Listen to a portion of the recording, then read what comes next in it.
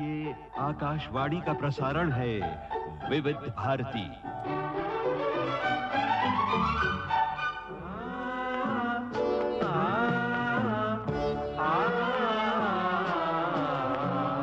संगीत सरिता।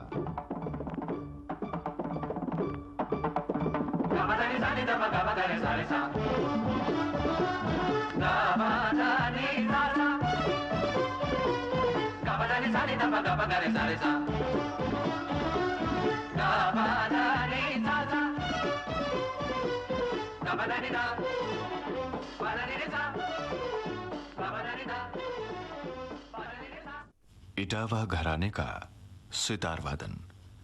लीजिए सुनिए इस श्रृंखला की 11वीं कड़ी। प्रस्तुत कर रहे हैं प्रसिद्ध सितार वादक श्री अरविंद पारिक। अब तक हम लोगों ने विलायत खां साहब की शुरुआत सितार की दुनिया में वो हमने देखी, उनकी बचपने की एक रिकॉर्ड सुनी और उनकी 1940s की एक रिकॉर्ड सुनी और उसके बाद तिलकामा जो आखिर में सुना वो 60s का रिकॉर्ड है। उसके बाद विलायत खां साहब ने काफ़ी चेंजेस किए। इस जगह पे एक बात कहना मैं ज़रूरी समझता हूँ कि गायकी अंग सिर्फ आलाप से जाहिर नहीं होता है। हम लोगों ने अभी तक ये बात कही कि गायकी अंग में कंटिन्यूटी, फ्लूइडिटी वगैरह होना चाहिए, लेकिन जहाँ तक आलाप का सवाल है वो तो हमने देखा ही देखा, लेकिन जहाँ तक तानों का सवाल है वो भी जो गायकी अंग की ताने, ख्याल अंग की जो ताने हैं वो भी विलायत खां साहब ने सितार के ऊपर ट्रांसमिट करी और उन्होंने कितनी तैयारी से वो ताने बजाई है उसका एक नमूना मैं आपको ज़रूर सुनाऊंगा।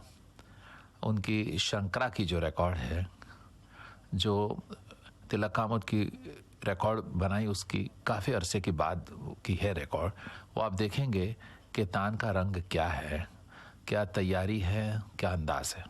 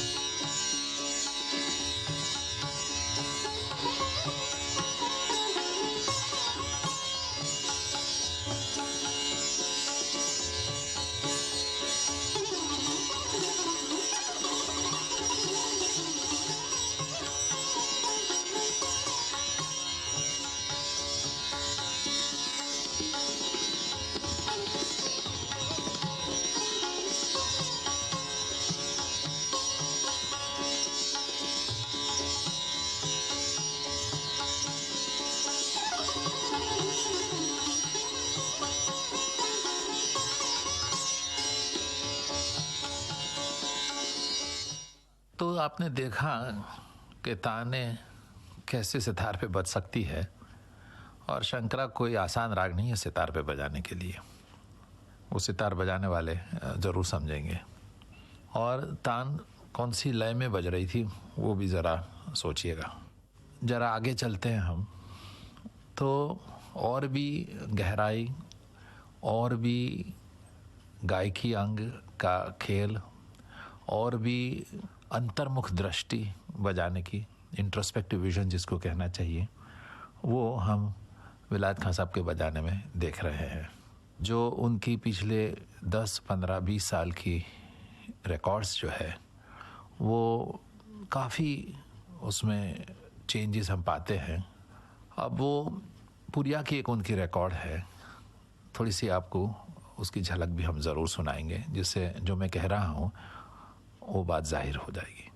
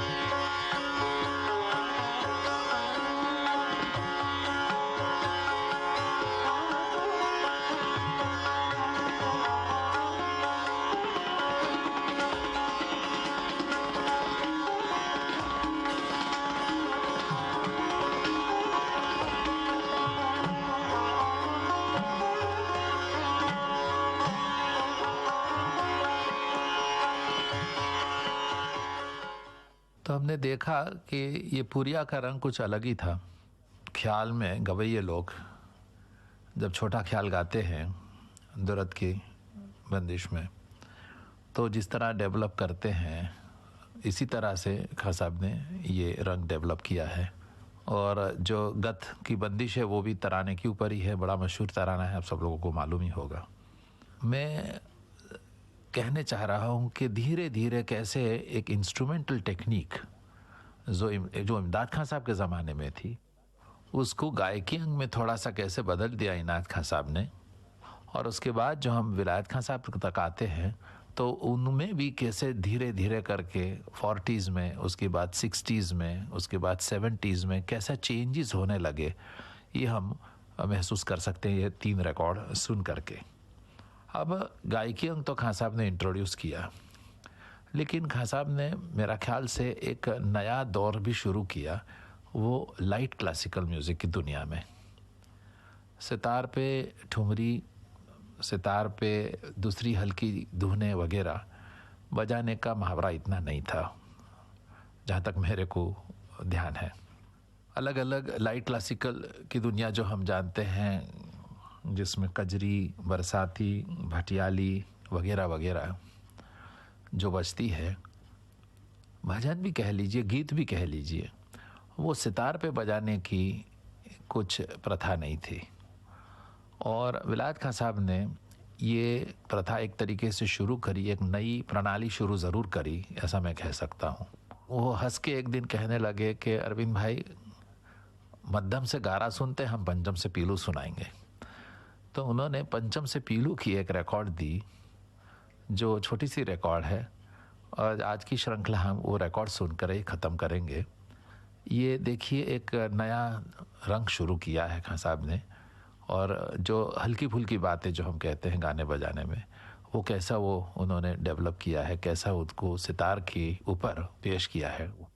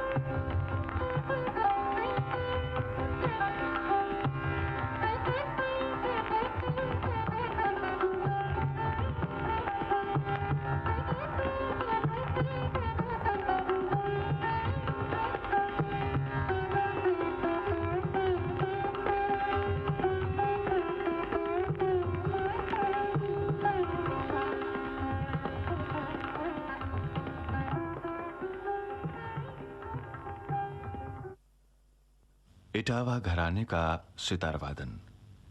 संगीत सरिता में अभी आप सुन रहे थे इस श्रृंखला की 11वीं कड़ी। प्रस्तुत कर रहे थे प्रसिद्ध सितार वादक श्री अरविंद पारिक। विविध भारती के संग्रहालय से प्राप्त इस कार्यक्रम की प्रस्तुतकर्ता छाया गांगुली। Gabadani,